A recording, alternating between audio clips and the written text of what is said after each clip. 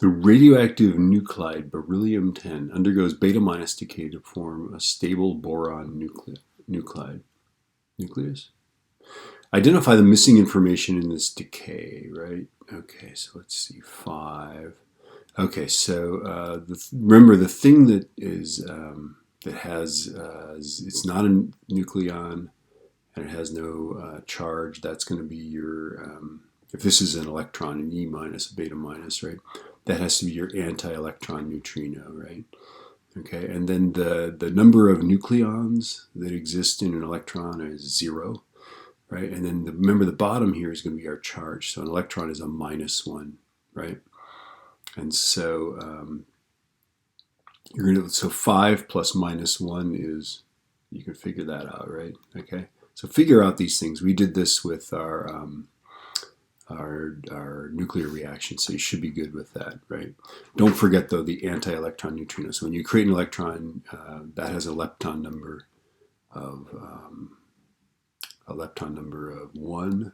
So this guy has to have a -1 to balance out the electron number. Okay, the initial number of nuclei in a pure sample is N0, right? The graph shows how the remaining beryllium nuclei varies with time, right? So that's the product, right? Sketch how the boron nuclei varies with time. Well, we're getting more and more of those, right? In fact, it's just going to be the reflection of this, right? And what you want to do is reflect it over 0.5, right? So take this line right there, see if we can do this. Okay. And just reflect it over that line, right?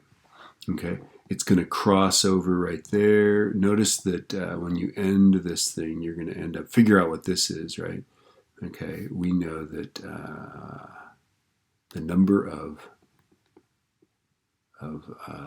beryllium plus the number of boron, right, is going to equal whatever that N0 is, right? Okay, so just reflect it and make a little line there. Be careful, right? Notice you're going to start with 0, right? Because as time it's going to go through that point, and then when you get to here, to this spot right here, you just want to make sure that this plus where you end up adds up to that N0. Okay. So just think about that. That's what they're looking for. They've got a couple marks on that, right? After 4.3 years, 4.3 times 10 to the 6 years, the number of boron and the number of remaining beryllium nuclei is equal to 7, right? So let's call the beryllium nuclei N, right? That's what we started with, okay? And then the number of boron is the original number minus N, right? Okay. So this is, and that equals 7, right? So after 4.3 million years, we've got way more boron than we have beryllium, right? Okay, so show that the half-life of this is 1.4 times 10 to the 6th years, right? So remember how I told you that they almost always use like integer numbers of half-lives, right? But this is a 7, so that can't be right. But it actually is an integer number. Let me show you. If N0 over N, right, minus N is 7, right? We can rewrite this as N0 over N minus N over N is 7. Well, that's just 1, right? So this minus 1 is 7, so N0 over N is 8. Ha ha ha, look at that. That's kind of ingenious, right? They're just trying to mess with you. So now we've got that we've lost, we have 1/8 of what we used to have, right? So this is 3 half-lives. So you can make this as hard as you want, but basically just divide the 4.3 times 10 to the 6th divided by 3.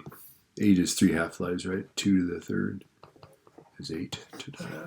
Okay. So, I don't know if that, you could also probably, also use the the exponential decay thing. It wouldn't be prettier. Okay. All right, let's take a look at this. Beryllium-10 is used to investigate ice samples from Antarctica.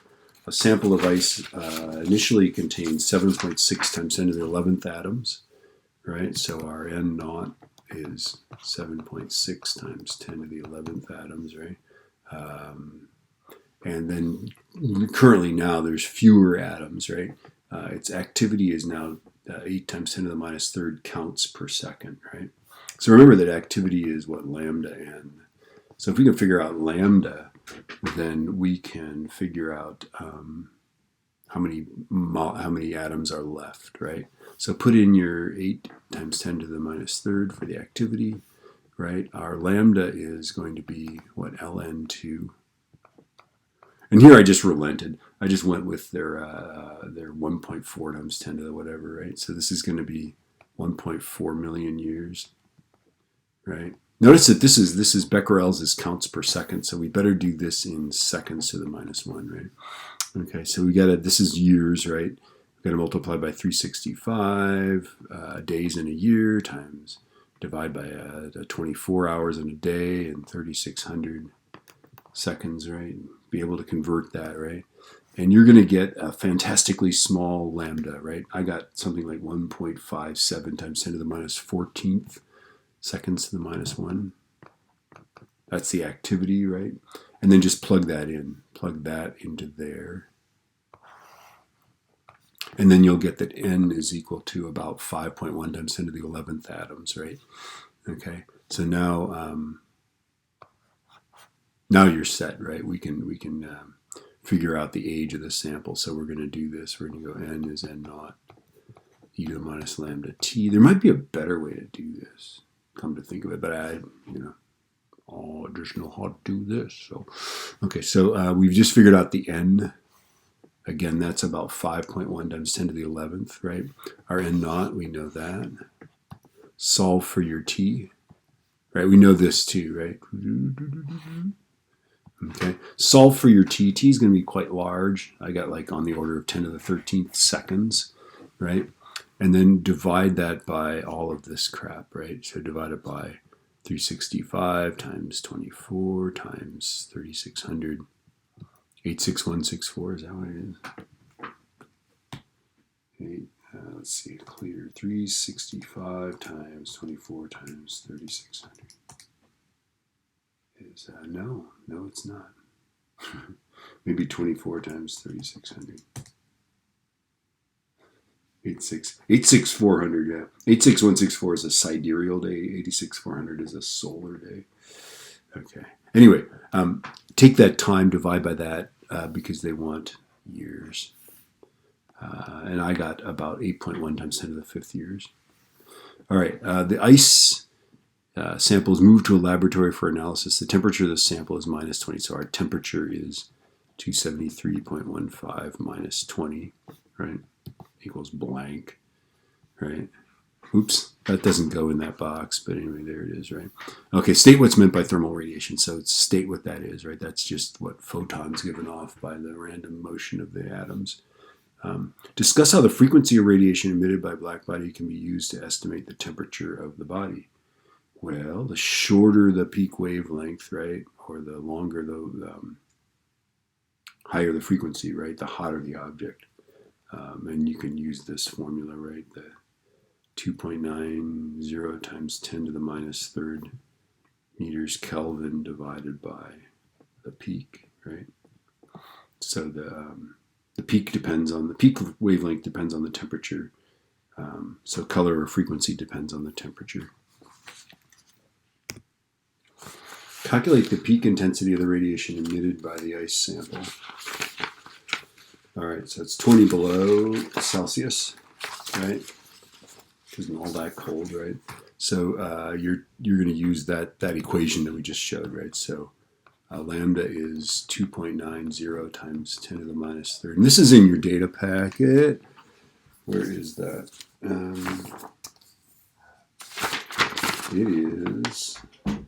It is.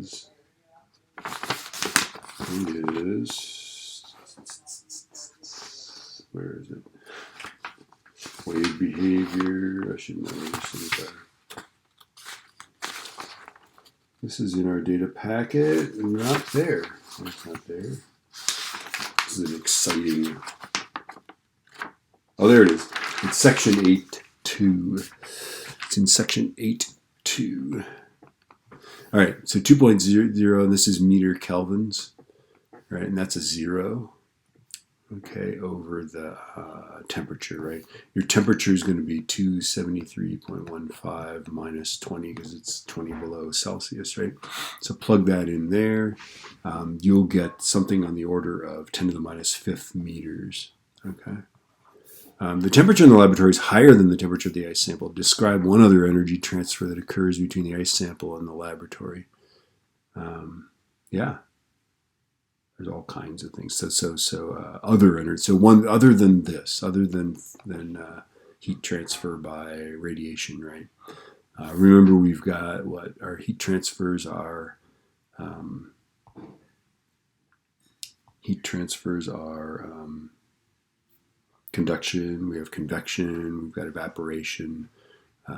Only they didn't list evaporation, so there we go. Okay. So talk about, and also talk about, you only have to list one, so describe what it is, right? Derive units of intensity in terms of fundamental SI units, right? Okay, so remember that intensity is what, watts per square meter, right? A watt is, in fact, a joule per second. A joule is a Newton meter. A Newton is a kilogram meter per second squared, right? So plug that in for that. Plug that new thing in for that, and then for that. It's kind of crazy. It's like you end up with just two different units. Anyway, yeah. Remember when you write it, let's say, you would write this, by the way, watts, like that, right? So remember to write your final product, anything that's in the denominator, make it a negative exponent like that. All right. Is that it for this guy, or does it keep giving? No, that's it.